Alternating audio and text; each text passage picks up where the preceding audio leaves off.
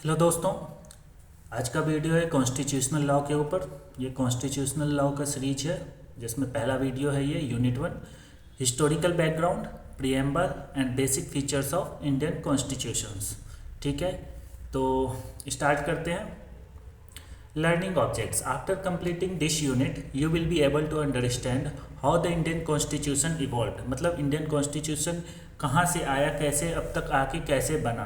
ठीक है, वो पूरा जो प्रोसेस है उसको समझेंगे।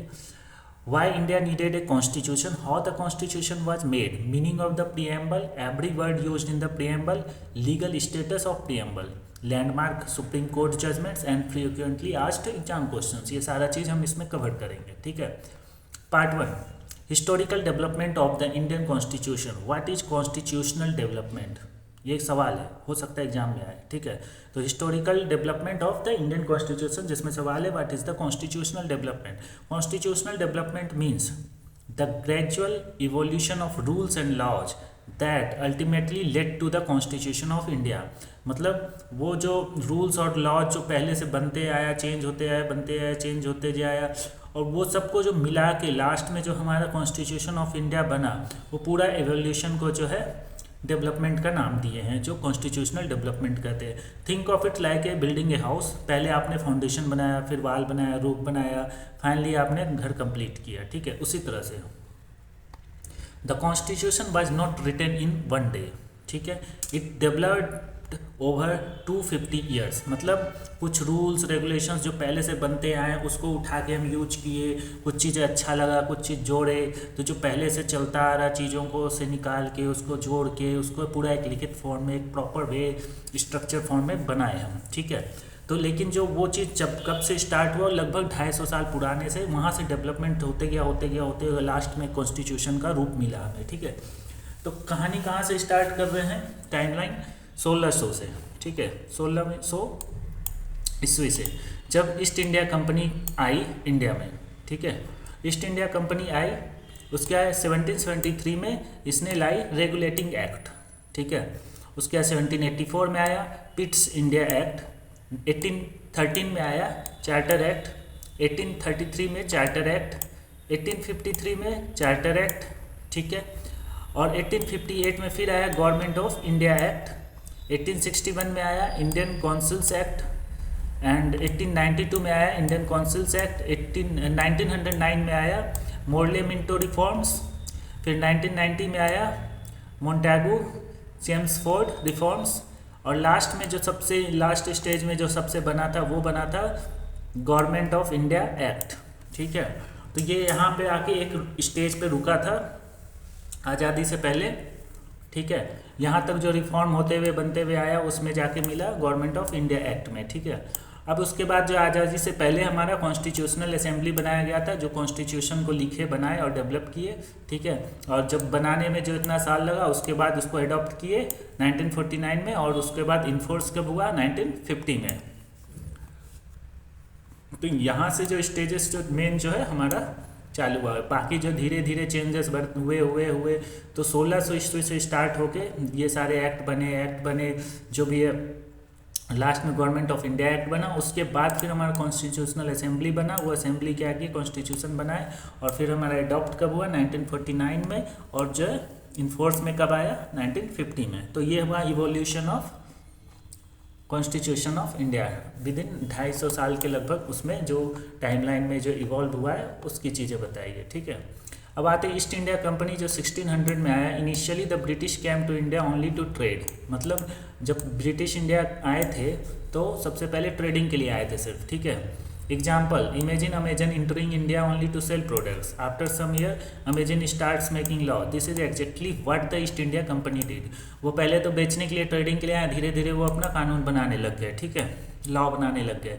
तो उसके बाद क्या हुआ, उन्होंने बनाया regulating act 1773। Why the company become corrupt और British parliament wanted control.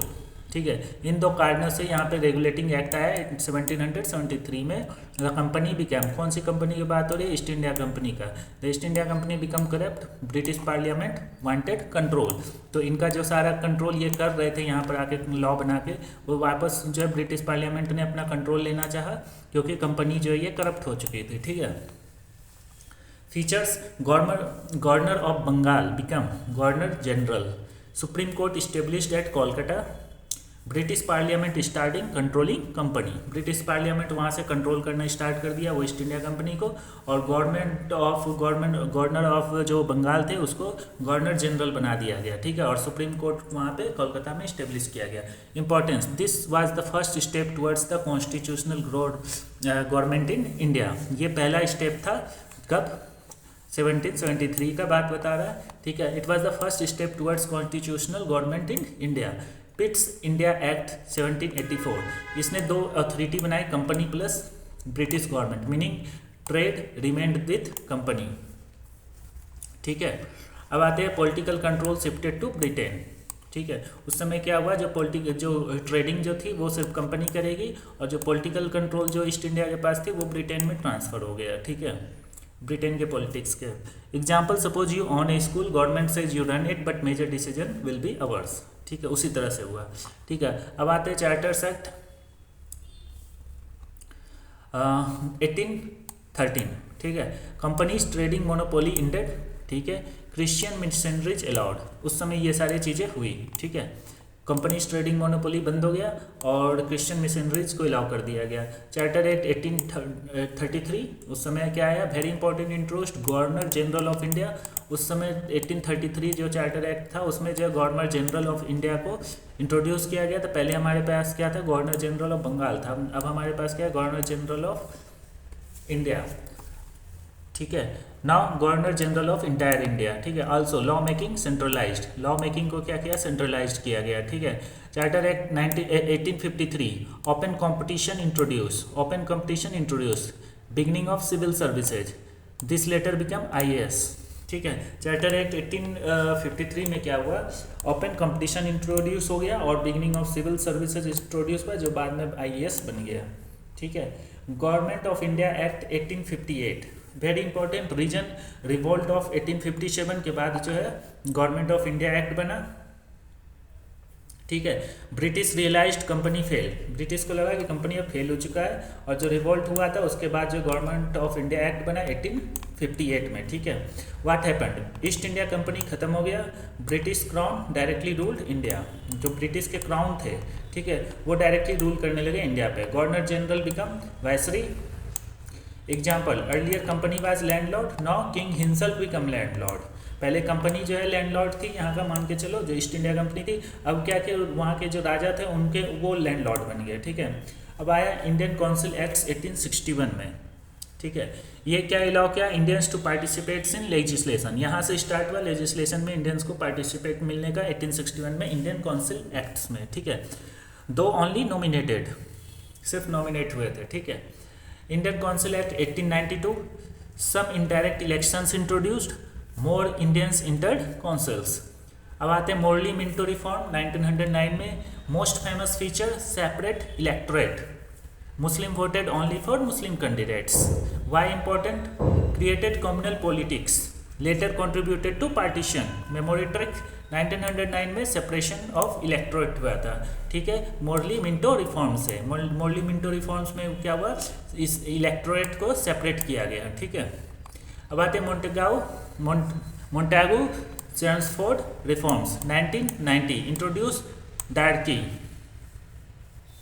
What is hierarchy? Government divided into reserved subjects and transferred subjects. Example, school principal say maths under me, sports under vice principal, same idea. Reserved, police, revenue, transferred. जो reserve में था police और revenue था, ठीक है। Transferred में क्या था, एजुकेशन, हेल्थ, एग्रीकल्चर, ठीक है। गवर्नमेंट्स ऑफ इंडिया एक्ट 1935, ये लास्ट में आई, जो सबसे इंपॉर्टेंट थी 1935 की government of India act. This is the most important act. Almost 75% of today's constitution comes from this act. कौन सा act, government of India act 1935, 1935। Major features क्या क्या थे, फेडरल सिस्टम था ये, provisional autonomy, federal court, public service commission, emergency provisions, governors power. Many positions still exist, ठीक है। Memory trick, whenever asked, source of constitution mainly from government of India act 1935, 1935। Constitutional development before independence, the constitution was influenced by British rule, freedom movement, national leaders, constituent assembly and government of India act 1935 and foreign constitution. जो हमारा constitution जो बना, develop हुआ, वो mainly किन किन से influence होकर बना। सबसे पहले तो जो ब्रिटिश रूल थे वो थे, फ्रीडम जो मूवमेंट हो रहे थे उससे निकल के जो चीज़ें आई, ठीक है, नेशनल लीडर्स जो थे उनकी बातें को रखा गया, कॉन्स्टिट्यूशन असेंबली जो बनाए वो चीज़ थी, गवर्नमेंट ऑफ इंडिया एक्ट से कुछ कुछ चीज़ें लिया गया और फॉरेन कॉन्स्टिट्यूशन से भी कुछ कुछ चीज़ों को लिया गया। तो ये सारा चीज़ों से हमारा जो कॉन्स्टिट्यूशन डेवलप हुआ तो इन्फ्लुएंस है। तो ये एग्जाम में पूछ सकता है कि constitution was influenced by British rule, freedom movement, national leaders, constituent assembly, government of India act 1935 और फॉरेन कॉन्स्टिट्यूशंस, ठीक है। Part 2 constituent assembly. Constituent assembly क्या था? This what is a constituent assembly? It was a body created to draft the constitution. तो constitution बनाने के लिए जो एक बॉडी या अथॉरिटी, मतलब एक तरह से ग्रुप बनाया गया, उसको हम क्या कह रहे थे? Constitution assembly, meaning constitution writing committees, ठीक है। ये कॉन्स्टिट्यूट लिखेंगे बैठ के, बनाएंगे, तो कॉन्स्टिट्यूशन राइटिंग कमेटी। फॉर्मेशन कब हुआ था? कैबिनेट मिशन प्लान 1946 में। टोटल मेंबर्स कितने थे? 389। आफ्टर पार्टीशन कितने बचे? 299, ठीक है। तो मिशन जो कैबिनेट प्लान बना था 1946 में आया था, टोटल मेंबर्स थे 389, 379। आफ्टर पार्टीशन 299 बचे, ठीक है। अब इंपॉर्टेंट पर्सनैलिटीज कौन कौन थे कॉन्स्टिट्यूशन असेंबली के? Doctor B R Ambedkar chairman थे ड्राफ्टिंग कमेटी के, called the father of the Indian constitution. तो डॉक्टर अम्बेडकर चेयरमैन थे ड्राफ्टिंग कमेटी के and called the father of the Indian constitution. Doctor Rajendra Prasad का क्या रोल था? He was the president of constitution assembly, ठीक है। Doctor Rajendra Prasad president of constitution assembly. Jawaharlal Nehru objective resolution, ठीक है, ये इनके हाथ में था। जवाहरलाल नेहरू के हाथ में क्या था? Objective resolution. सरदार पटेल के हाथ में क्या था? इंटीग्रेशन ऑफ स्टेट्स, ठीक है। B N Rao constitutional adviser थे। ड्राफ्टिंग कमेटी फॉर्म कब हुआ था? 29 अगस्त 1947। Chairman doctor B R Ambedkar. Making of constitution time कितना लगा था? 2 years 11 month 18 days। 2 years 11 month 18 days, ठीक है। तो चेयरमैन कौन थे? बी आर अम्बेडकर थे। 29 अगस्त 1947 को फॉर्मेट हुआ था कमेटी का, ड्राफ्टिंग कमेटी का, ठीक है। और ड्राफ्टिंग कमेटी के जो चेयरमैन कौन थे? बी आर अम्बेडकर, ठीक है। और यहाँ से एक बार फिर रिवीजन करते हैं। Important personality: B R Ambedkar chairman थे ड्राफ्टिंग कमेटी के, फादर ऑफ द नेशन कहलाते थे। राजेंद्र प्रसाद प्रेसिडेंट थे कॉन्स्टिट्यूएंट असेंबली के। जवाहरलाल नेहरू ऑब्जेक्टिव रिजोल्यूशन देख रहे थे। Sardar Patel integration of states देख रहे थे। B N Rao constitutional adviser थे। और ड्राफ्टिंग कमेटी का फॉर्मेशन कब हुआ था? 29 अगस्त 1947 को, और इनके चेयरमैन थे बी आर अम्बेडकर जी। और making of constitution time taken क्या हुआ था? 2 साल 11 महीना और 18 दिन। मीटिंग्स कितने हुए थे? 11 सेशन 165 दिन में, ठीक है। मीटिंग थे 11 सेशंस और 165 दिन। कॉस्ट कितना पड़ा था? 64 लाख उस जमाने में, ठीक है। तो कितने दिन का मीटिंग हुआ था? 11 सेशंस हुए थे, 165 दिन लगे थे, और कॉस्ट क्या था हमारा? अराउंड 64 lakhs, ठीक है। एडॉप्शन कब हुआ हमारा? जो कॉन्स्टिट्यूशन आया 26 नवंबर 1949, ठीक है। इन्फोर्समेंट कब हुआ? 26 जनवरी 1950, रिपब्लिक डे के दिन, जिसको हम रिपब्लिक डे कहते हैं। तो 26 जनवरी के दिन इन्फोर्स हुआ था। एडॉप्ट कब हुआ था? 26 नवंबर 1949, ठीक है। कॉस्ट कितना पड़ा था? 64 लाख। कितने दिन लगे थे? 165 दिन। कितने सेशंस में मीटिंग हुए थे? 11 सेशन हुए थे मीटिंग्स के। और टोटल टाइम टेकन कितना हुआ था? 2 साल 11 महीने 18 दिन, ठीक है। अब आते हैं इन्फोर्समेंट बाय 26 जनवरी। Because 1930 Congress celebrated the Purna Swaraj day. भाई 26 जनवरी को क्यों चुना गया? बिकॉज 1930 में से कांग्रेस सेलिब्रेट करते थे पूर्ण Swaraj day, hence Republic day, ठीक है। पूर्ण स्वराज डे को इसलिए उसको चेंज करके हम लोग रिपब्लिक डे कहे, क्योंकि 26 जनवरी को जो पूर्ण स्वराज डे कहा जाता था, ठीक है। डिफरेंस एडॉप्शन वर्सेज इन्फोर्समेंट में क्या डिफरेंस होता है? एडॉप्ट मतलब एक्सेप्ट किया गया, ठीक है, और इन्फोर्स मतलब लागू कर दिया गया सबके लिए, ठीक है। 26 जनवरी 1949 और 26 नवंबर, और ये 26 जनवरी 1950 में। प्रीएम्बल पे आते हैं। कॉन्स्टिट्यूशन जो है हमारा, उसका क्या प्रीएम्बल है? प्रीएम्बल होता क्या है? The introduction of constitution. मतलब प्रीएम्बल क्या है? The introduction of constitution, like the preface of a book, movie trailer कह लो, ठीक है, या ब्लूप्रिंट कह लो, ठीक है। Example, before entering a mall you see welcome, similarly preambles welcomes citizens. तो हमारा प्रीएम्बल का मतलब होता है इंट्रोडक्शन, ठीक है, इंट्रोडक्शन ऑफ कॉन्स्टिट्यूशन, ठीक है। डिफिनेशन, प्रीएम्बल एक्सप्लेन्स, क्या एक्सप्लेन करता है प्रीएम्बल, पर्पस क्यों है, ऑब्जेक्टिव क्या क्या है, फिलॉसफी कैसे है, क्यों है, आइडियल्स गोल्स क्या है इनके ऑफ द कॉन्स्टिट्यूशन, मतलब क्यों है, क्या गोल है, क्या क्या ऑब्जेक्टिव्स हैं, क्या क्या फिलॉसफी से देखा जा रहा है, ठीक है, क्या क्या एंगल्स है, क्या आइडियल्स हैं, क्या गोल्स हैं, ठीक है। ये प्रीएम्बल का गोल है, ठीक है। प्रीएम्बल क्या दिखाएगा कि पर्पस क्यों है, ऑब्जेक्टिव्स क्यों है, क्या है, फिलॉसफी क्या है, आइडियल्स क्या है, गोल्स क्या है किसी कॉन्स्टिट्यूशन का, ठीक है। नेचर क्या है, preamble is neither source of power nor limitation, it is guide to interpretation, मतलब प्रीएम्बल जो है वो एक सोर्स ऑफ पावर नहीं है, वो एक लॉ नहीं है, ठीक है, लेकिन वो क्या है, ना कि वो लिमिटेशन, वो एक गाइड है टू इंटरप्रेट करने का, वो कॉन्स्टिट्यूशन क्या ओवरव्यू है एक कह सकते हो कि इस कॉन्स्टिट्यूशन में क्या होगा, किस बारे में बात किया गया, क्या अचीव करना चाह रहे हैं और किस किस चीज़ों को देख के इसको बनाया गया, हमारा अल्टीमेट गोल क्या है, ठीक है। वो पूरा उस किताब को पढ़ने से पहले उस प्रीएम्बल से हमें समझ मिलेगा, ठीक है। अब ऑब्जेक्टिव्स क्या है, जस्टिस, इसका जो मेन ऑब्जेक्टिव्स में है justice, liberty, equality, fraternity, democracy, Republic, national unity, मतलब जो हमारा जो ऑब्जेक्टिव्स था इसमें हम बताए थे कि इसमें जो ऑब्जेक्टिव्स क्या है, ठीक है, जो इसको बनाने में हमें क्या क्या ऑब्जेक्टिव्स रखना था, ठीक है, मतलब किस चीज़ को अचीव करना था, ठीक है।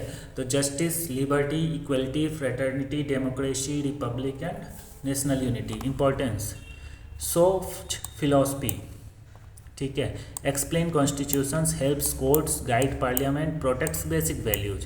Philosophy of constitution, the constitution believes every person deserves freedom, equality, justice, dignity and brotherhood, ठीक है।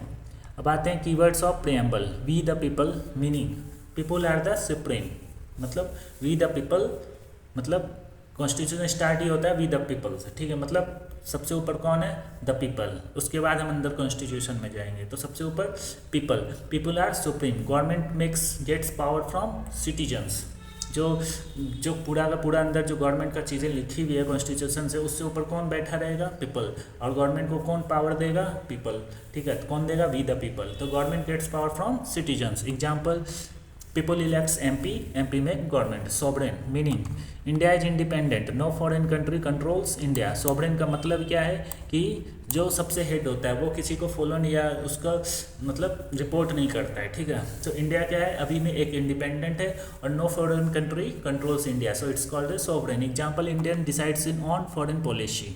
सोशलिस्ट क्यों है India, added by 42nd amendment of 1976। 1976 में एक 42nd अमेंडमेंट हुआ था कॉन्स्टिट्यूशन में, जिसमें ये वर्ड जोड़ा गया प्रीएम्बल में, सोशलिस्ट, ठीक है। मीनिंग गवर्नमेंट रिड्यूस इनइक्वलिटी, ठीक है। तो सोशलिस्ट का मतलब कि गवर्नमेंट ने क्या किया है, इनइक्वलिटी को रिड्यूस किया है, सपोर्ट्स वेलफेयर, ठीक है, इसलिए इस टर्म को हमने ऐड किया सोशलिस्ट, ठीक है। Meaning government reduces inequality, supports welfare. Example, free education दिया, मनरेगा दिया, फूड सिक्योरिटी दिया, रिजर्वेशंस दिया, ठीक है। तो इन सब चीज़ों के कारण इसको हमने सोशलिस्ट कहा और ये वर्ड ऐड किया। कौन कब किया, 42nd अमेंडमेंट 1976 में, ठीक है। अब आते हैं difference, socialism is not equal to communism, India supports mixed economy, ठीक है। सेक्युलर वर्ड क्यों आया, secular meaning state has no religion, कोई एक स्टेट है वो पर्टिकुलर किसी रिलीजन बेस्ड के नहीं है कि ये स्टेट जैसे मुस्लिम के लिए या फिर ये स्टेट सिर्फ हिंदू के लिए है, और ना ही स्टेट सिर्फ एक चीज़ को फोकस करके कोई भी रूल्स या फिर कोई भी पॉलिसीज़ बनाएगा कि इस स्टेट में सिर्फ इसके लिए ये पॉलिसी हम बनाएं और इसी पर लागू हो, नहीं। तो state has no religion, state neutral रहेगा, ठीक है। उस स्टेट में मल्टीपल रिलीजन्स के लोग होंगे, ठीक है। ऑल रिलीजन्स को वो इक्वली ट्रीट करेगा, रिलीजन्स को नहीं देख के ट्रीट करेगा, वो पीपल्स पे काम करेगा, ठीक है, लोगों पे काम करेगा, ना कि रिलीजन पे काम करेगा, ठीक है। Example, government fund schools is respective of religion, तो गवर्नमेंट स्कूल पे ध्यान देगा, ना कि उसको रिलीजन बेस्ड कुछ देखना है, गवर्नमेंट को कुछ सोचना ही नहीं, ठीक है। इसलिए ये टर्म ऐड किया गया सेकुलर, कब ऐड किया, 42nd अमेंडमेंट में, ठीक है। सॉरी, हाँ ठीक है, कहाँ थे, government fund, difference, Indian secularism equal respect, western secularism complete separation, ठीक है।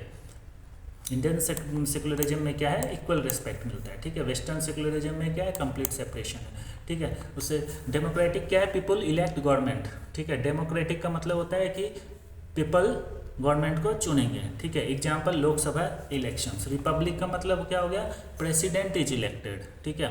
मतलब प्रेसिडेंट जो है कोई तुम राजा नहीं होगा, वो रिपब्लिक वाला चीज़ होगा, तो मोनैर्की नहीं चलेगा। President is elected not hereditary. Difference, Republic मतलब इलेक्टेड हेड होगा जैसे राष्ट्रपति है, और इंडिया में होगा, एग्जाम्पल देखो इंडिया का।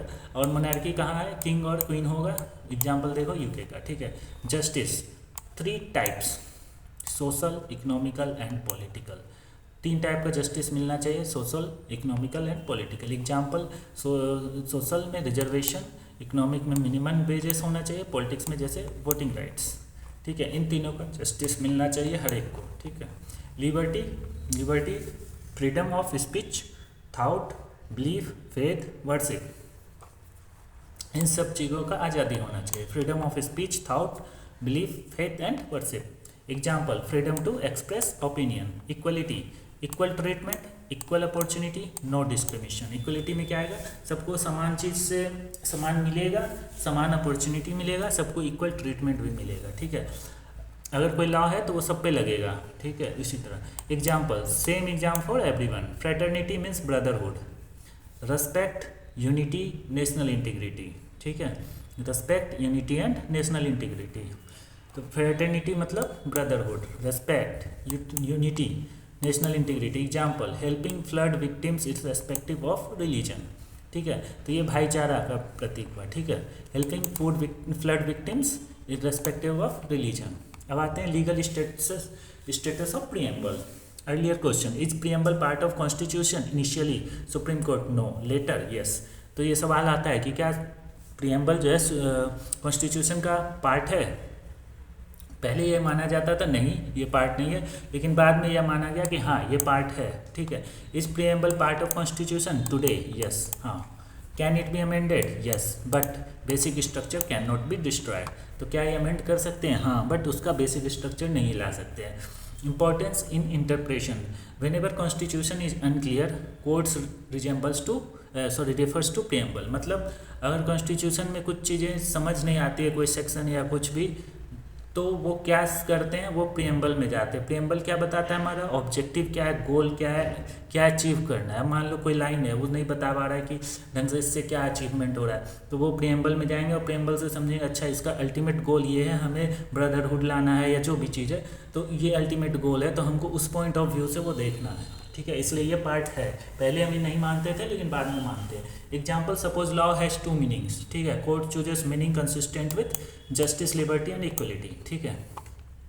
कहने का मतलब कि कोई एक लॉ लिखा हुआ है, उसके 2 मतलब निकल रहे हैं, बट जो कोर्ट चूज करेगा प्रीएम्बल को देखते हुए कि प्रीएम्बल में बोला है कि जस्टिस मिलना चाहिए, लिबर्टी मिलना चाहिए, इक्वलिटी मिलना चाहिए, तो अल्टीमेट उस लॉ का गोल ये होना चाहिए कि ये तीनों उससे मिले, ठीक है। इंपॉर्टेंट केसेस, अब हम केसेस पर बात कर रहे हैं, landmark cases. Berubari union case 1960। Question, is preamble part of constitution? Supreme court said no. तो उस समय जब बेरुबड़ी केस था, 1960 की बात हो रहा है, तो उस समय जो केस में पूछा गया तो बोला गया सुप्रीम कोर्ट में, नहीं, प्रीएम्बल जी इज ओनली इंट्रोडक्टरी, ये हमारा कॉन्स्टिट्यूशन का पार्ट नहीं है, ठीक है। इसको कॉन्स्टिट्यूशन का पार्ट नहीं मान के इसको इंट्रोडक्टरी पार्ट मानेंगे। एक कौन से केस में कहा गया था, किस में कहा गया था? बेरुबड़ी यूनियन केस 1960 में, जो कि सुप्रीम कोर्ट ने कहा था। मेमोरी बेरुबड़ी नो, ठीक है। अब आया केशवनंद भारती, स्टेट ऑफ केरला, 1973 की बात है। One of the most important cases in Indian constitution law held preamble is the part of constitution. तो इस केस में क्या कहा गया, केशवनंद भारती 1973 में 13 साल बाद 1960 में जो बेरुबड़ी केस था, उसके 13 साल के बाद केशवनंद भारती आया कि स्टेट ऑफ केरला वर्सेस, ये 1973 में आया, और इसमें ये कहा गया कि preamble is the part of constitution, basic structure can not be destroyed. Basic structures example, democracy होना चाहिए, ठीक है, जुडिशल रिव्यू होना चाहिए, फेडरलिज्म होना चाहिए, सेक्युलरिज्म होना चाहिए, रूल ऑफ लॉ होना चाहिए। केशवनंद भारती में यस बोला गया। तो डिफरेंस, बेरुबड़ी में ये कहा गया preamble is not part of constitution, जबकि केशवनंद भारती और वर्सेस स्टेट ऑफ केरला में कहा गया yes it was a part, it was the intro part as in Berubari, but इसमें कहा नहीं ये कॉन्स्टिट्यूशनल गाइड है इसलिए ये पार्ट है। 1960 में आया था बेरोबरी केस और 1973 में केशवनंद भारती आया था। अब आते हैं third case LIC of India versus consumer education and research centre 1995। ठीक है, court said preamble reflects social justice, government must protect worker health human dignity. तो इसमें LIC ने versus of India versus consumer education research centre 1995 में court ने कहा कि preamble जो है बता रहा है कि सोशल जस्टिस मिलना चाहिए, तो गवर्नमेंट को मस्ट प्रोटेक्ट करना चाहिए वर्कर्स हेल्थ ह्यूमन डिग्निटी। ठीक है, वर्कर को प्रोटेक्ट करना चाहिए, हेल्थ को प्रोटेक्ट होना चाहिए और ह्यूमन डिग्निटी को प्रोटेक्ट करना चाहिए गवर्नमेंट को, क्योंकि प्रियम्बल हमारा रिफ्लेक्ट कर रहा है social justice. Meaning preamble is not decorative, it influences fundamental rights. ठीक है, ये प्रियम्बल सजाने के लिए नहीं है, कुछ एक्स्ट्रा चीज़ों के लिए नहीं है, कोई एडवांस नहीं है। ठीक है, ये है क्या कि ये इन्फ्लुएंस कर रहा है हमारे जो फंडामेंटल राइट्स जो कॉन्स्टिट्यूशन में दिए हुए हैं, उसका एक मीनिंग बता रहा है, उसका ऑब्जेक्टिव बता रहा है, गोल बता रहा है। ठीक है, comparison comparison section constitution versus preamble.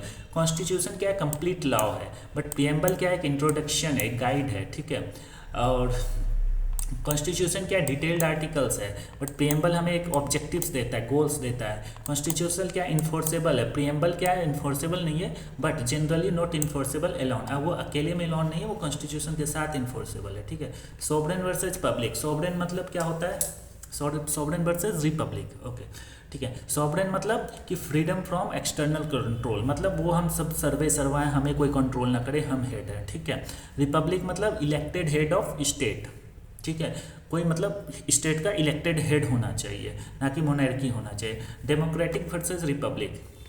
Democratic मतलब पीपल इलेक्ट गवर्नमेंट, मतलब गवर्नमेंट कौन बनाएगा, पीपल इलेक्ट करके। ठीक है, रिपब्लिक में क्या है, president is elected. Socialist versus secular. Socialist मतलब इकोनॉमिक जस्टिस की बात हो रही है। ठीक है, सेकुलर में रिलीजियस इक्वलिटी की बात हो रही है। ठीक है, सोशलिस्ट में क्या है, इकोनॉमिक वेलफेयर और सोसाइटी का वेलफेयर की बात हो रही है। ठीक है, और सेकुलर में क्या है कि रिलीजन को इक्वल माना जाएगा। ठीक है, एडॉप्शन वर्सेज इन्फोर्समेंट। एक्सेप्टेड है, ये एडॉप्शन कब हुआ था, 26 नवंबर 1949 में, और इन्फोर्स कब हुआ था, 26 जनवरी 1950 में। कौन हो, इंडियन कॉन्स्टिट्यूशन। मेमोरी ट्रिक्स में आते हैं, रेगुलेटिंग एक्ट 1773 में इंपॉर्टेंट था ये। पिट्स इंडिया एक्ट 1784 था। चार्टर्स एक्ट 3 बार आया, 1813, 1833, 1853। गवर्नमेंट ऑफ इंडिया एक्ट 1858 में आया, और दूसरा हमारा इंडियन काउंसिल एक्ट 1861 से 1892 में। मोरली मिंटू 1909 में, और गवर्नमेंट ऑफ इंडिया एक्ट जो लास्ट वाला था मेन इंपॉर्टेंट, वह 1935 में। अब आते हैं प्रीएम्बल में जो कीवर्ड्स हैं उसको एक बार देख लेते हैं, क्या क्या थे। Sovereign, socialist, secular, democratic, justice, liberty, equality और फ्रेटर्निटी। तो देश हमारा क्या है, सोवरेन है, इंडिया हमारा सोवरेन है, मतलब ये सर्वे सर्वा या किसी और फॉरेन कंट्री हमारे को कंट्रोल नहीं कर रहा है। सोशलिस्ट है, हम लोग इकोनॉमिक और सब कुछ सोशल पे वेलफेयर पे बात कर रहे हैं। ठीक है, सेकुलर है, ठीक है, रिलीजन को नहीं देखते हुए स्टेट अपना इंडिविजुअल काम करेगा, वो न्यूट्रली काम करेगा। डेमोक्रेटिक है क्योंकि यहाँ के जनता ही जो गवर्नमेंट को इलेक्ट करेंगे। रिपब्लिक है क्योंकि यहाँ पर एक हेड, स्टेट का एक हेड बैठेगा, वो भी इलेक्ट होके, ना कि जो है हायरार्की है, जो मोनार्की चलेगा। ठीक है, और क्या क्या हमें अचीव करना है इस कॉन्स्टिट्यूशन से, तो जस्टिस, लिबर्टी, इक्वलिटी, फ्रेटर्निटी, ये सब चीज़। ठीक है, अब आते हैं, ये सारे क्वेश्चन हो सकते हैं अराइवो। ठीक है, रिविजन चार्ट देखते हैं। Historical development, evolution from British acts of constitutions. ठीक है, कहाँ से, British acts of constitutions. Historical development से इवोल्यूशन बता। Government of India act 1935, principal source of many constitutional provisions, मतलब बहुत सारा कुछ इससे उठाया गया है। ठीक है, अब आते constitutional assembly drafted the committee constitution under the B R Ambedkar, doctor B R Ambedkar. ठीक है, एडॉप्शन कब हुआ था, 26 नवंबर 1949 में। इन्फोर्स कब हुआ था, 26 जनवरी 1950। प्रियम्बल क्या कहता है, प्रियम्बल क्यों है, इंट्रोडक्शन के लिए है, आइडियल्स के लिए, फिलोसफी ऑफ द कॉन्स्टिट्यूशन बताता है। ठीक है, कीवर्ड्स क्या क्या यूज में है, sovereign, socialist, secular, democratic, Republic, justice, liberty, equality and fraternity. Sovereign, socialist, secular, democratic, Republic and justice, liberty, equality and fraternity. ठीक है। बेरोब्रे केस हमने पढ़ा 1960 में, इसने कहा कि नहीं प्रेम्बल पार्ट नहीं है सुप्रीम कोर्ट ने, जबकि केशवनंद भारती जो 1973 में स्टेट ऑफ केरला के वर्सेस था, उसने कहा कि नहीं कॉन्स्टिट्यूशन हमारा पार्ट है, सॉरी प्रेम्बल हमारा कॉन्स्टिट्यूशन का पार्ट है, और बेसिक स्ट्रक्चर डॉक्ट्रिन का यहाँ पे उद्घाटन हुआ कि बेसिक स्ट्रक्चर को कोई नहीं हिला सकता है, चाहे वो प्रेम्बल का हो या कॉन्स्टिट्यूशन का हो, ठीक है। LIC versus CERC, preamble reinforces social justice and human dignity. तो LIC वाले केस में प्रेम्बल पे फोकस करके बोला गया कि प्रेम्बल हमारे को बता रहा है कि सोशल जस्टिस मिलना चाहिए और ह्यूमन डिग्निटी मिलना चाहिए, तो इस पर फोकस करना है गवर्नमेंट को, ठीक है। तो ये कंप्लीट हमारा कोर्स था historical background, preamble and basic structures की, कहाँ से हमारा इवोल्यूट हुआ और कहाँ से कहाँ तक हम पहुँचे, ठीक है। तो ये सारा ये पूरा ये टाइमलाइन है हमारा। 1600 से उठ के ईस्ट इंडिया कंपनी आया, पिट्स इंडिया आया, एक्ट आया, क्या चार्टर एक्ट आया, गवर्नमेंट ऑफ इंडिया एक्ट आया, इंडियन काउंसिल्स एक्ट आया, ठीक है। लास्ट में जो हमारा कॉन्स्टिट्यूशन असेंबली बना 1946 में, उसका कॉन्स्टिट्यूशन अडॉप्ट हुआ और उसका इन्फोर्स हो गया, ठीक है। तो ये सारा कुछ था। तो इस वीडियो में इतना ही है, मिलते हैं नेक्स्ट वीडियो में। वीडियो को लाइक कर ले, चैनल सब्सक्राइब कर ले। थैंक्स फॉर वॉचिंग ना।